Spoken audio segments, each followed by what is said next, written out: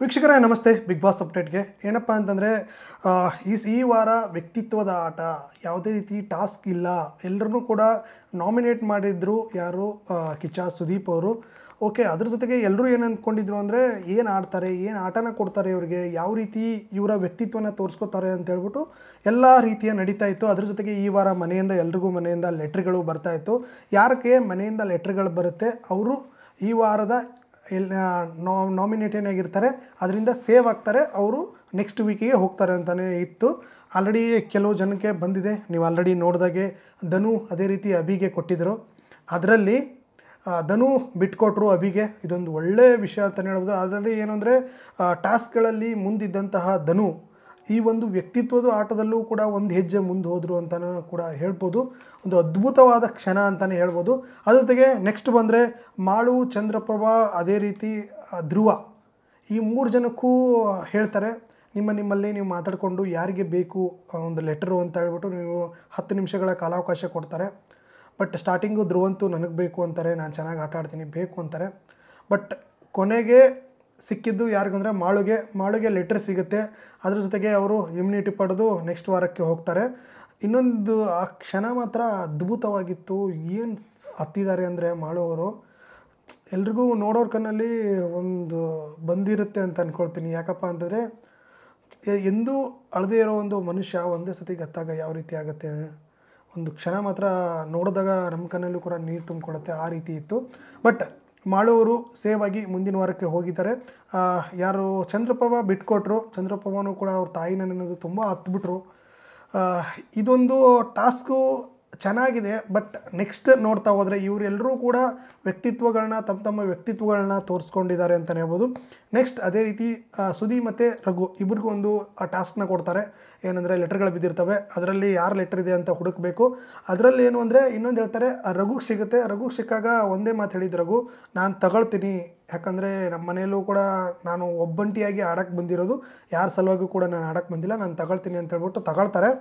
ಅದೇ ಸುದಿ ಮಾತ್ರ ಯಾವುದೇ ರೀತಿಯ ಟ್ಯಾಲೆಂಟ್ನೇ ಕೆಡಿಸ್ಕೊಳ್ಳಲ್ಲ. ಮನೆಯಿಂದ ಲೆಟರ್ ಬಂದರೂ ಅಷ್ಟೇ, ಬರಲಿಲ್ಲ ಅಂದರೂ ಅಷ್ಟೇ, ಯಾವುದೇ ರೀತಿಯ ತಲೆ ಕೆಡಿಸ್ಕೊಳ್ಳಲ್ಲ ಅಂತಲೇ ಹೇಳ್ಬೋದು. ಅದ್ರ ಜೊತೆಗೆ ನೆಕ್ಸ್ಟ್ ಬಂದರೆ ರಾಶಿಕಾ, ಅದೇ ರೀತಿ ರಕ್ಷಿತಾ, ಇಲ್ಲೇ ಬರುತ್ತೆ ಸಾಕತ್ತಾಗಿರೋ ಟ್ವಿಸ್ಟ್ ಅಂತಲೇ ಹೇಳ್ಬೋದು.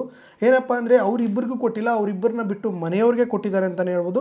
ಏನು ಹೇಳ್ತಾರೆ ಅಂದರೆ ಮನೆಯವರೆಲ್ಲನೂ ಒಗ್ಗೂಡಿ ಹೇಳಬೇಕು, ಬಹುಮತ ಅಲ್ಲ ಇದು, ಎಲ್ಲರೂ ನಿರ್ಣಯವಾಗಿರಬೇಕು, ಎಲ್ಲರೂ ಒಪ್ಪಂದದ ಮೇರೆಗೆ ಆಗಿರಬೇಕು ಅಂದಾಗ ಕೆಲವರು ಹೇಳೋದು ಅಂದರೆ ರಾಶಿಕಾ ಆಗಲಿ ಅಂತ, ಇನ್ನೂ ಕೆಲವರು ಹೇಳೋದು ಅಂದರೆ ರಕ್ಷಿತ ಆಗಲಿ ಅಂತ. ಇದು ಕಾಮನ್ ಗೊತ್ತಿರೋದು, ಯಾಕಂದರೆ 2 ಪಂಗಡಗಳಾದಾಗ ಇವ್ರು ಆಗಲಿ ಅಂತಾರೆ, ಇವ್ರು ಆಗಲಿ ಅಂತಾರೆ.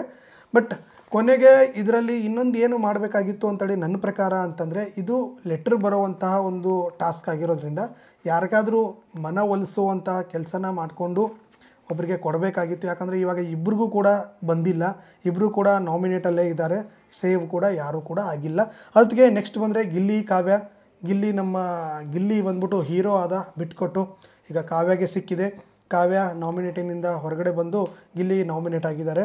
ಅದಕ್ಕೆ ನೆಕ್ಸ್ಟ್ ಬಂದರೆ ಅಶ್ವಿನಿ ಆ್ಯಂಡ್ ಜಾನ್ವಿ. ಇಲ್ಲೇ ಮೇನ್ ಇಂಪಾರ್ಟೆಂಟ್ ಇರೋದು.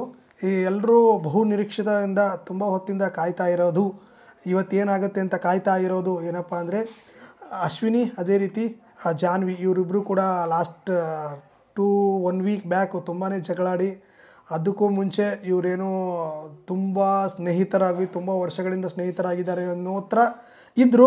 ಬಟ್ ಜಾನ್ವಿ ಮಾತ್ರ ಯಾಕೋ ಬಕೆಟ್ ಹಿಡಿತಾ ಇದ್ದಾರೆ, ಅಥವಾ ಅಶ್ವಿನಿ ಮೇಲೆ ಮುಂದೆ ಹೋಗ್ತಾ ಇದ್ದಾರೆ, ಜಾನ್ವಿ ಅದ್ರ ಹಿಂದೆನೇ ಇದ್ದಾರೆ, ಅವ್ರು ಶರ್ಗೆ ಇಟ್ಕೊಂಡಿದ್ದಾರೆ ಅಂತ ಏನು ಮಾತು ಬರುತ್ತೆ, ಆ ರೀತಿ ಇದ್ದಾರೆ ಅಂತ ಅಂದ್ಕೊಂಡಿದ್ದು. ಬಟ್ ಏನು ಜಗಳ ಏನು ಆಗುತ್ತೆ, ಜಗಳ ಅಂದರೆ ಏನು ಟಾಸ್ಕ್ನ ಕೊಡ್ತಾರೆ ಬಿಗ್ ಬಾಸ್ ಅವರು, ಆ ಟಾಸ್ಕಲ್ಲಿ ಇಬ್ಬರು ದೂರ ಆಗ್ತಾರೆ. ದೂರ ಆದಮೇಲೆ ಜಾನ್ವಿಯ ವ್ಯಕ್ತಿತ್ವ ಇವಾಗ ತಾನೇ ಗೊತ್ತಾಗ್ತಾ ಇದೆ ಅಂತಲೇ ಹೇಳ್ಬೋದು. ಯಾಕಪ್ಪ ಅಂದರೆ ಜಾನ್ವಿ ಇಂಡಿವಿಜುವಲ್ ಆಗಿ ಆಡೋ ಕೆಪಾಸಿಟಿ ಇರುವಂಥ ಒಂದು ಮಹಿಳೆ, ಒಂದು ಹೆಣ್ಮಗಳು, ಇಂಡಿವಿಜುವಲ್ ಆಗಿ ಆಡುವಂಥ ಒಂದು ಹೆಣ್ಮಗಳು. ಬಟ್ ಬಂದಮೇಲೆ ಕೆಲವೊಂದು ಟಾಸ್ಕ್ಗಳನ್ನ ಆಡಿದ್ರು, ಕೆಲವೊಂದು ಎಲ್ಲನೂ ಮಾಡಿದ್ರು.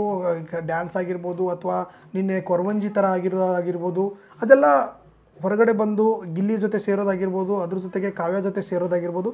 ಈ ರೀತಿ ಮಾಡಿದಾಗ ಎಲ್ರಿಗೂ ಕೂಡ ಟಿ ವಿಲಿ ಒಂಥರ ಕಾಣಿಸ್ಕೊಳ್ಳೋ ರೀತಿ ಆಯಿತು. ಇಲ್ಲ ಅಂದರೆ ಅಶ್ವಿನಿ ಹೇಳ್ದಂಗೆ ಅಶ್ವಿನಿ ಏನು ಹೇಳ್ತಾರೆ ಅದೇ ರೀತಿ ಅಶ್ವಿನಿ ಹೆಂಗೆ ಹೇಳ್ತಾರೆ ಹಂಗೆ ಆಯಿತು. ಬಟ್ ಈಗ ಏನಂದರೆ ಗಿಲ್ಲಿ ಅಂದರೆ ಜಾನ್ವಿ ಮತ್ತು ಅಶ್ವಿನಿ ಇವರಿಬ್ಬರಲ್ಲಿ ಒಂದು ಟಾಸ್ಕ್ನ ಕೊಟ್ಟಿದ್ದಾರಾ, ಇಲ್ಲ ನಿಮಗೆ ಬಿಟ್ಟಿದ್ದಾರಾ, ಅಂದರೆ ಒಪ್ಪಂದದ ಮಾಡ್ಕೊಳ್ಳಿ, ನೀವೇ ಯಾರ್ದು ಬೇಕು ನೋಡ್ಕೊಳ್ಳಿ ಅಂತ ಹೇಳಿದಾರ ಅಂತ ಹೇಳ್ಬಿಟ್ಟು ಮಾಹಿತಿಗಳು ಬಂದಿಲ್ಲ. ಬಟ್ ಬಂದಿರೋದು ಏನಪ್ಪ ಅಂದರೆ ಅಶ್ವಿನಿ ಅವ್ರು ಬಿಟ್ಕೊಟ್ಟಿದ್ದಾರೆ, ಜಾನ್ವಿ ಅವ್ರಿಗೆ ಲೆಟ್ರ್ ಸಿಕ್ಕಿದೆ, ಜಾನ್ವಿ ಅವ್ರ ಲೆಟ್ರ್ ಸಿಕ್ಕು ಅವರು ನಾಮಿನೇಟಿಂದ ಪಾರಾಗಿದ್ದಾರೆ, ಅಶ್ವಿನಿ ಅವರು ನಾಮಿನೇಟ್ ಆಗಿದ್ದಾರೆ ಅನ್ನೋ ಮಾಹಿತಿ ಬಂದಿದೆ.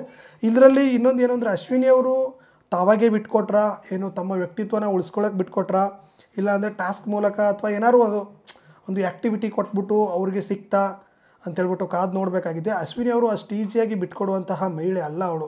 ಅದ್ರ ಜೊತೆಗೆ ಜಗಳ ಆಗಿರುವಂಥವರು, ಅದ್ರ ಜೊತೆಗೆ ಅವ್ರ ಮನಸ್ಸಲ್ಲಿದೆ, ನನ್ನ ಸ್ನೇಹಿತೆ ಅನ್ನೋದು, ಜಾನ್ವಿ ನನ್ನ ಸ್ನೇಹಿತೆ ಅನ್ನೋದು ಮನಸ್ಸಲ್ಲಿದೆ.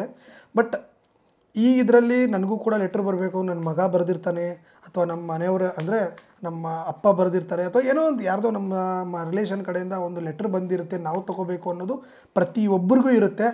ಅದೇ ರೀತಿ ಇಲ್ಲಿ ಆಯಿತು ಅಂತಲೇ ಹೇಳ್ಬೋದು. ಅದ್ರ ಜೊತೆಗೆ ಇನ್ನೊಬ್ಬರು ಯಾರಪ್ಪ ಅಂದರೆ ರಿಷಿ, ಸ್ಪಂದನ, ಅದೇ ರೀತಿ ಸೂರಜ್. ಇದು ಅದ್ಭುತವಾಗಿತ್ತು, ಎಪಿಸೋಡ್ ಮಾತ್ರ ಸಖತ್ತಾಗಿ ಬಂತು. ಅದರಲ್ಲಿ ರಿಷಾ ಬಂದ್ಬಿಟ್ಟು ಏನಪ್ಪ ಅಂತಂದರೆ ತಗೊಳ್ಳಿ, ಯಾರಿಗೆ ಆದರೂ ತಮ್ಮ ಮನೆಯಿಂದ ಲೆಟ್ರ್ ಬರಬೇಕು, ಲೆಟ್ರ್ ಬಂದರೆ ತಮ್ಮ ಮನೆಯವರಿಂದ ಏನೋ ಒಂಥರ ಹುಮ್ಮಸ್ಸು ಬರುತ್ತೆ, ನೆಕ್ಸ್ಟ್ ಆಡೋಕ್ಕೆ ಬರುತ್ತೆ. ಬಟ್ ಹೇಳಬೇಕಾಗಿತ್ತು ಅಂತ ನನ್ನ ಪ್ರಕಾರ. ಏನಂದರೆ ಈಗ ಹೇಳಬೇಕಿತ್ತು, ಇಲ್ಲ ನಾನೇನು ಮಾಡೋಕ್ಕಾಗಲ್ಲ, ಇಂಡಿವಿಜುವಲ್ ಆಟ ಆಗಿರೋದ್ರಿಂದ ನಾನು ತಗೊಳ್ತೀನಿ, ನೀವು ಇಬ್ಬರಿಗೂ ಸಾರಿ ಅಂತಲೂ ಕೇಳ್ಬೋದಾಗಿತ್ತು. ಓಕೆ, ಸ್ಪಂದನಾಗೆ ಮತ್ತು ಸೂರಜ್ಗೆ ಕೇಳ್ಬೋದಾಗಿತ್ತು. ಬಟ್ ಕೇಳಲಿಲ್ಲ, ತಗೊಂಡು ಹೋದರು. ಆದಮೇಲೂ ಕೂಡ ಅವ್ರ ಹತ್ರ ಹೋಗಿ ಮಾತಾಡಿ ಒಂಥರ ಹೇಳ್ಬೋದಾಗಿತ್ತು ಅಂತ ನನಗನ್ಸುತ್ತೆ. ನಿಮಗೆ ಹೆಂಗೆ ಅನಿಸುತ್ತೆ ಅಂತ ಹೇಳ್ಬಿಟ್ಟು ಕಮೆಂಟ್ ಮೂಲಕ ತಿಳಿಸಿ. ಅಥವಾ ಆಮೇಲೆ ಬಂದಮೇಲೆ ಕೊಡೋ ಸ್ಟೇಟ್ಮೆಂಟ್ಗಳು ಯಾಕೋ ಸರಿಯಾಗಿರಲಿಲ್ಲ, ಅವ್ರು ಚೆನ್ನಾಗಿ ಆಡಲಿಲ್ಲ ಅನ್ನೋ ಆ ರೀತಿಯ ಸ್ಟೇಟ್ಮೆಂಟ್ಗಳನ್ನ ಕೊಟ್ಟಿದ್ದು ಯಾಕೋ ನನಗಂತೂ ಸರಿ ಅನ್ನಿಸ್ಲಿಲ್ಲ. ನಿಮಗೆ ಹೇಗೆ ಅನ್ನಿಸ್ತು ಅಂತ ಹೇಳ್ಬಿಟ್ಟು ಕಮೆಂಟ್ ಮೂಲಕ ತಿಳಿಸಿ. ಆಲ್ರೆಡಿ ಈಗ ನಾಮಿನೇಟ್ ಆಗಿರೋದು ಯಾರಪ್ಪ ಅಂದರೆ ಧನು, ಚಂದ್ರಪ್ರಭಾ, ಧ್ರುವ, ಸುದಿ, ಸ್ಪಂದನ, ಸೂರಜ್, ಅದೇ ರೀತಿ ರಾಶಿಕಾ, ರಕ್ಷಿತಾ, ಗಿಲ್ಲಿ, ಕಾವ್ಯ, ಅಶ್ವಿನಿ. ಇಷ್ಟರಲ್ಲಿ ಯಾರು ಮನೆಯಿಂದ ಹೊರಗಡೆ ಹೋಗ್ತಾರೆ ಶನಿವಾರದ ಎಪಿಸೋಡಲ್ಲಿ ಅಥವಾ ಸಂಡೇ ಎಪಿಸೋಡಲ್ಲಿ ಯಾರನ್ನ ಹೊರಗೆ ಹಾಕ್ತಾರೆ ಅಂತ ಹೇಳ್ಬಿಟ್ಟು ಕಾದು ನೋಡಬೇಕಾಗಿದೆ. ಈ ವಾರ ಯಾವುದೇ ರೀತಿಯ ಆಟಗಳನ್ನು ಇಟ್ಟಿರಲಿಲ್ಲ. ಮತ್ತು ಅವರ ವ್ಯಕ್ತಿತ್ವದ ಆಟಕ್ಕೆ ಬಿಟ್ಟಿದ್ದರು. ಯಾರ ವ್ಯಕ್ತಿತ್ವ ಬಯಲಾಯಿತು, ಯಾರ ವ್ಯಕ್ತಿ ಬಯಲಿಗೆ ಬಂದರು, ಯಾರ ವ್ಯಕ್ತಿನ ನಮ್ಮ ಪ್ರಜೆಗಳು ಅಂದರೆ ನಮ್ಮ ಕರ್ನಾಟಕದ ಜನತೆ ಉಳಿಸ್ತಾರೆ ಅಂತ ಹೇಳ್ಬಿಟ್ಟು ಕಾದು ನೋಡೋಣ. ಮತ್ತೆ ಮುಂದಿನ ಅಪ್ಡೇಟ್ ಏನಾದ್ರು ಇದ್ದರೆ ಬಿಗ್ ಬಾಸ್ ಕಡೆಯಿಂದ ಅಪ್ಡೇಟ್ನ ತಿಳಿಸ್ಕೊಡ್ತೀನಿ. ಅದಕ್ಕೂ ಮುಂಚೆ ನಮ್ಮ ಚಾನಲ್ ಸಬ್ಸ್ಕ್ರೈಬ್ ಮಾಡ್ಕೊಳ್ಳಿ, ಬೆಲ್ ಐಕನ್ನ ಕ್ಲಿಕ್ ಮಾಡಿ. ಇದೇ ರೀತಿ ಬಿಗ್ ಬಾಸ್ ಅಪ್ಡೇಟ್ಗಳಿಗಾಗಿ. ನಮಸ್ಕಾರ.